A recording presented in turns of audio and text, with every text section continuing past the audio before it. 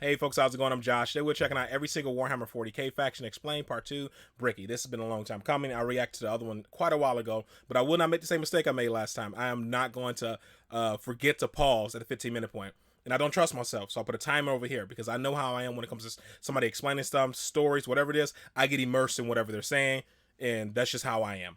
So I have a timer over here to help with that, and I'm not big on talking over the video. I don't like doing that because how do you learn what they're saying? So I will give commentary. So if you're one of those people who like the channels that just talk throughout the entire thing, I'm not one of those. I'll speak periodically, but I like to save 90% of what I have to say to the end because I like to list everything they're saying because I really want to learn about the universe or whatever I'm watching because I really am interested in it. So yeah, with that being said, let's just jump into it, man. And I want to say thank you guys for getting me to 1,000 subscribers. Did not expect that. I did not expect this channel to get to 1,000 subscribers as fast as it did. So let's jump into this, and we will definitely talk about it in the end. Part 2 in a two-part series on the Warhammer races. If you haven't seen part 1 yet, we do the Imperium of Man. You can check that out in the description, and I would highly recommend you watch that to get context for this episode. If you already have, go ahead and keep on watching. So after an entire episode of nothing but humans, we can now talk about chaos, which involves humans again, but a little bit less. We also got demons and shit. I just felt someone grab my ass. What?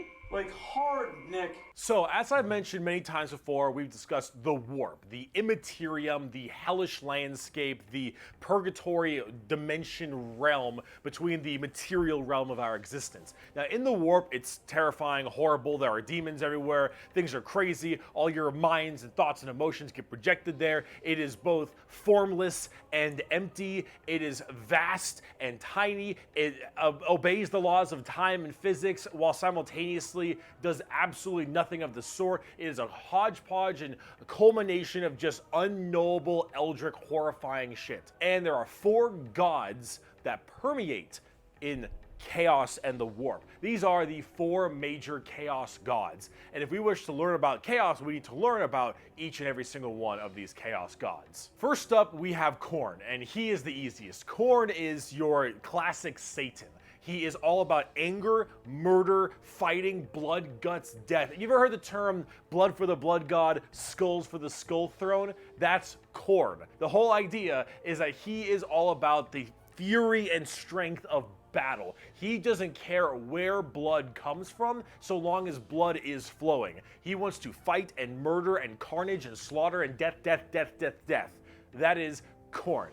Very simple to understand. Next up you have Tzeentch, and Tzeentch is the god of change. However, the god of change, it permeates in so many different other ways. He's the most eldritch of all the demon gods. He has this weird way to always be plucking at the strings of the universe. He's always conniving and scheming and doing his best to cause as much little bullshit as he can. Tzeentch is unknowable. Everything that makes sense, he will and won't do. Every future and setting and every type of destiny or fate is all foretold and also changeable. It is set in stone while also completely random. He knows what everything is going to happen and also that none of it's going to happen. You would ask Tzeentch a question, and that question leads to 3 more questions, and those questions lead to the heat death of the universe, which asks 4 answers to those questions, and then he thinks to himself, what are questions even really?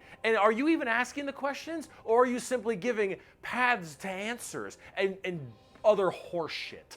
Tzeentch is just I was about to say confused yet? I am. He is yes and he is no. He is the understanding and he is complexity. He is unknowable.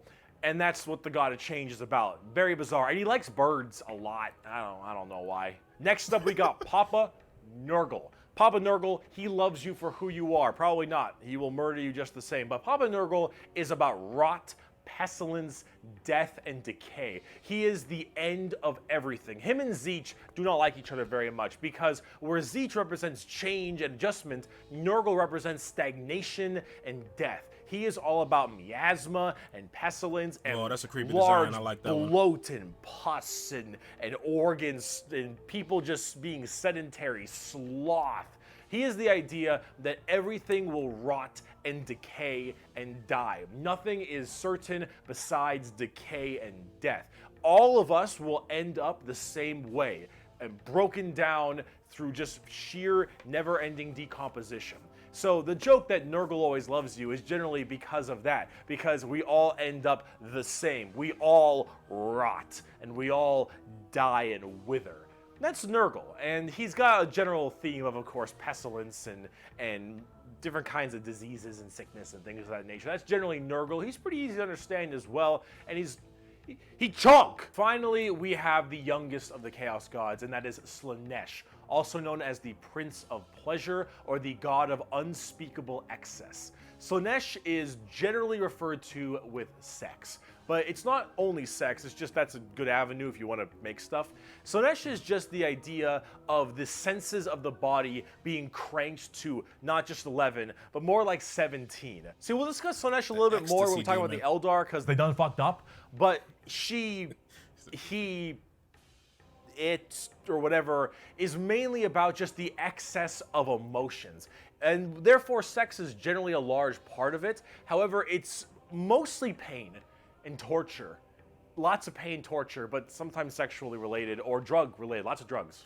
She had fingers in his skin. Slaanesh That's gets fantastic. off That's a good on art. everything. Extremes in happiness, extremes in sadness, extremes in pain and sadism and masochism, and of course that goes along with the sex part of it as well. It's generally referred to with sex because of the color scheme, very purple, lots of exposed genitalia. A lot of their models have like exposed nipples and stuff, and that is generally the theme you go for from a physical side, but it really embodies everything, mainly pain and also the excessive amounts of emotion. So when it comes down to it, you'll find a lot of them have things like spikes or whips or any kind of BDSM style gear because it is unspeakable excess, the Prince of Pleasure. Everything in excess to the point where it is just sheer frightening. That is Slaanesh in a nutshell. A little bit bizarre and a little hard to describe sometimes, but as we talk more about the Dark Eldar later in this video, you'll understand it far, far better and far more than you'd want to. Now you might be thinking, why would anyone ever want to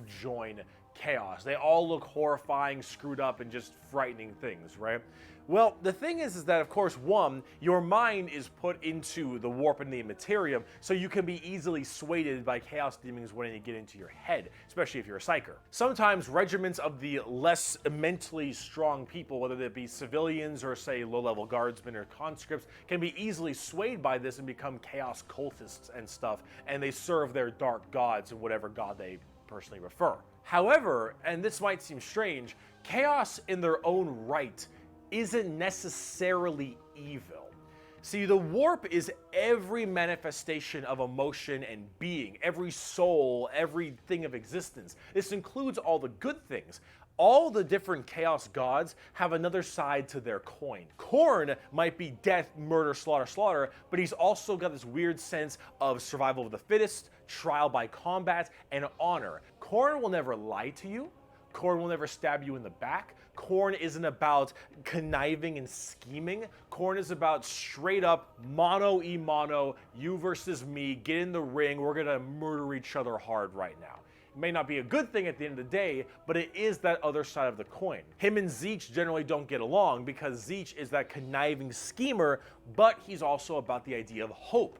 Where there is change for your predicament. There is change for your problem. The hope of the galaxy, the ability to bend the world to your will, the idea that your fate is not set in stone, but in reality that you control your own destiny and can control it whenever you want, the changer of ways. That is Tzeentch. And of course, Tzeentch and Nurgle hate each other because while Nurgle does represent stagnation, death, and decay, he also represents finality.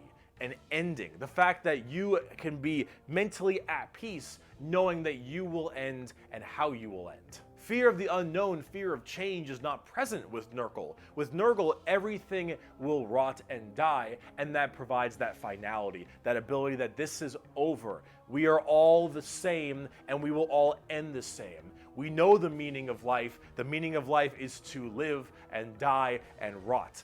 And with that, it brings peace of mind. Slaanesh is a lot more simple. While they are the excess of emotion, they are also the representation of emotion. Slaanesh embodies happiness. Slaanesh embodies excitement and joy and pleasure, not only in the sense of the physical, bam, style of pleasure, but also everything else like food and drink and air on your cheek and sunlight, the feeling, emotion and feeling. All of that is also represented with Slaanesh. So you have to ask, why are they always represented as super evil skulls and spikes on everything and want to murder everybody? I don't really got an answer for you on that one. My assumption is that because mentally humans may think worse thoughts even if we don't act on them, and therefore they're projected in the warp more. That one's a little bit weird. I don't know. This is me spitballing right now, but I don't know. You need a super bad guy. You already got the Imperium of Man. You need somebody to be a little bit worse than them. So you got demons. Honestly, who cares? I just want to buy like a bird magician. Look at him.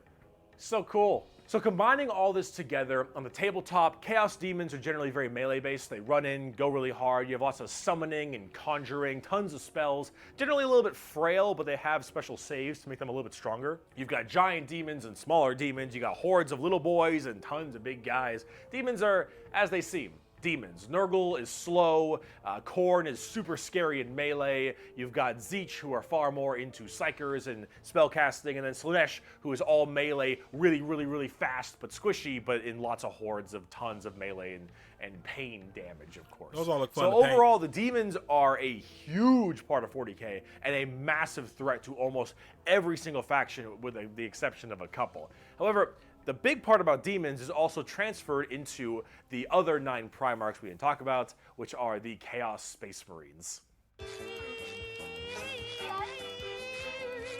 So Horse and all of his boys, all of them in the Primarchs, they have all also become Chaos Boys, and they all have their own special Chaos Legions, specializing in so many different things, just like the Adeptus Astartes, the Angels of Death, the regular Space Marines. Chaos Space Marines aren't a whole lot different than the regular Space Marines. They have the same armor, generally the same training and toughness. They just specialize in different kinds of things. And also a lot of the Primarchs have ascended into greater demons?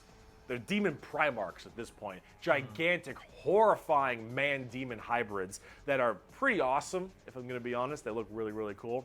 But them and their associated legions that they are a part of are all kind of going out there and causing a large ruckus for everyone else. Considering the raw strength and firepower of a legion of Space Marines, imagine that entire legion just converting to chaos and immediately fighting you. It's generally pretty horrifying. There's a lot of them, so I gotta write them down, but you've got the Emperor's Children with Primarch Fulgrim, loyal to Slaanesh. These people, they are some messed up people. They're just sensory overload, tons of drugs, tons of torture, and I think Fulgrim is a demon Primarch right now, and oh god, I am terrified to see what that man looks like, at least on the tabletop, because Emperor's Children are not good people. You've got the Iron Warriors, which are kind of like opposite of the Imperial Fists, with Primarch Perturabo, I believe is his name. They're Chaos Undivided. They just kind of serve chaos in a general aspect instead of choosing one of the 4. But the Iron Warriors are big on the siege and fortification, and they're basically entirely against the Imperial Fists and are a major rival. Perturabo, I believe, is also still alive, and I'm also very interested to see what he looks like, because Demon Primarchs are badass. You've got the Night Lords with Primarch Conrad Kurz. Conrad Kurz is dead, which is good because he's a sick fuck. But the Night Lords are generally about terrorizing people and terrorism. They're generally about fear, and rightly so. You've got the World Eaters with Primarch Angron, still alive. Dude, look at that also head excited necklace. to see. That's so badass. This Angron, art's fantastic. if you think you've known an it, angry person, amazing. Angron is the angriest son of a bitch you will ever know. Angron removed parts of his brain that didn't make him angry, so he could be angrier. Wow. Angron. Fucker's mad. You've got the Death Guard with Primarch Mortarion. They actually have their own special codex and their own major army on the tabletop. Mortarion himself is actually one of the models, and look at him. Look at him. Awesome. It's so cool looking. Of course, Nurgle based, obviously. So very slow, but very tanky. You've got the Word Bearers with Primarch Lorgar. Lorgar is, I believe, still alive. I don't know what's up with him at the current moment, but the Word Bearers are generally the people who caused all the major problems in the beginning. At least I blame them for it. They're little assholes. You got the Black Legion with Primarch Horus. Get fucked, nerd. You've got the Alpha Legion with Primarch Alfarius Omegon. Chaos, I think. And then finally, you've got the Thousand Sons with Primarch Magnus the Nerd. The Thousand Sons also have their own book, just like the Death Guard. Magnus is also a tabletop model. He looks super cool, as you He can does. tell, and they're all super heavily Psyker and kind of Egyptian themed. They look pretty neat. But overall, with all of these Chaos Space Marine factions, you can play as a lot of different ones, but the main ones that you can really work at are standard Space Marines, Chaos Space Marines, as well as the Death Guard and Thousand Suns, as they are the most fleshed out, especially on the tabletop at least. See this right here? This is a really good way to describe the Chaos Space Marines. What the thick-headed fools with their broken corpse of an emperor fail to understand is that not only can they never defeat us, but they cannot hide or flee or shield themselves from the triumph of chaos. They are finite and we are unbound, undivided. They must not err, or they shall fall to heresy. All who fall join our cause. Every imperial fool who dares to open his eyes is a willing recruit. They strive merely to hold back our fury and might, and it consumes them. Thus, you can see chaos is inevitable. We lurk not only beyond their grasp and at their gates, we lurk within the darkness of their souls, on the tip of their tongues, in their tortured dreams. We are them, but freed from the shackles of ignorance. We are them, grown strong, evolved. We are them, but so much more. As hardcore as that quote is, the saddest part is they're mostly right. Chaos is basically unkillable.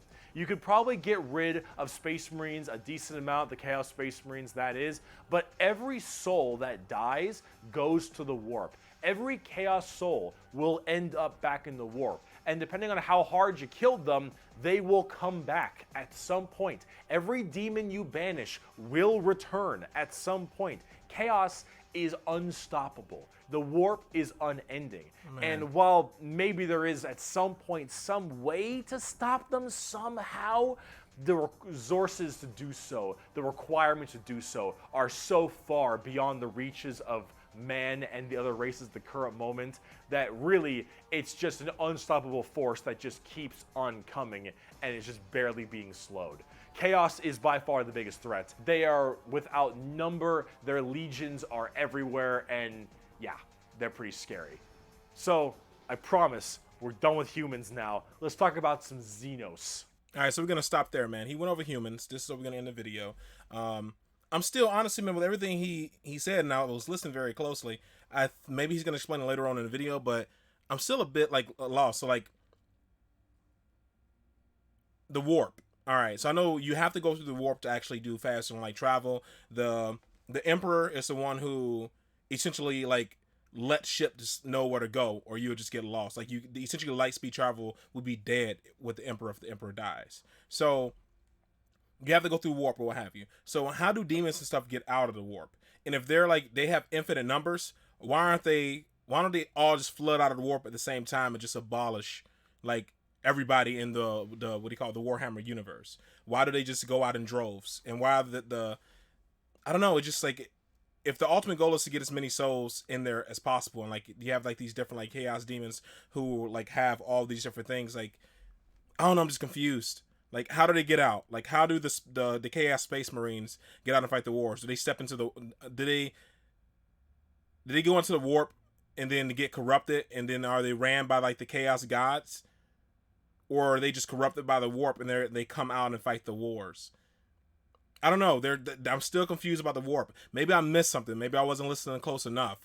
But yeah, if you said if they're infinite and like this, like all powerful thing, and all the souls go there, like what stops them from just flooding out all the time? Is it just I don't know, the might of the Astartes? Like when they do they just beat them back into the warp? But like I still, like if there's unlimited numbers, and how do you fight wars on so many fronts, man? I just need to know more. I think I'm lost, or maybe I'm missing something. I know they say like it's like the Warhammer 40k thing is just endless war, and there's just so many different enemies. Like I know, like so far I've heard about like you know the orcs, and like how the orcs have these massive numbers, and they just go through like locusts. They go through all these planets and like have to be fought off. Then you have to fight off all these people from the warp as well. And I'm curious, like how do they get out of the warp? I don't know. I feel like I'm lost. Do people always get corrupt when they go through light speed? Do they get left behind in the warp? Do ships break down in the warp when you go through the warp, and that's how they get corrupt? Or is you just have to pass through the warp to get to your next destination? And how long are you in the warp when you're passing through it to do faster than light travel? I don't know. I think I missed some stuff. Maybe I'm not paying attention close enough. Maybe I missed some stuff that I should have heard. I just don't know. I know I was going to continue to watch this video to absorb a lot more. I probably need to start taking notes because I'm definitely missing stuff. I'm trying to listen as close as possible. I still feel like I'm missing a lot, but I know there's a lot to absorb too. So, yeah. Oh man. So, all right. I guess that's all for this one, man. I appreciate you guys giving me to 1,000 subscribers. I do read all your comments. I don't always have time to respond to all of them, but I do read all your comments. I really appreciate the comments you guys leave and the information you guys leave in regards to explaining this stuff to me, because I do get lost to it. And like I said, I'm very new to the whole Warhammer thing, so I mean, I know I'm going to continue to learn as I go, but it seems like every time I'm getting something explained to me, like it'd be like they'll answer one question, but out of that one question answered, I get like 10 more questions. You know what I mean? Like, that's what happens to me here. It's kind of like that. What's that first guy he named off that is like change and like inconsistency and all that jazz? What's his name? I feel like this one right here, when he's explaining stuff, I'm just feel like I'm just getting like, it's just more questions come from the answers he gives me. So, all right, guys, that is really all for this one. I really hope that you guys are happy, safe, and healthy, and I'll see you in the next one. Later.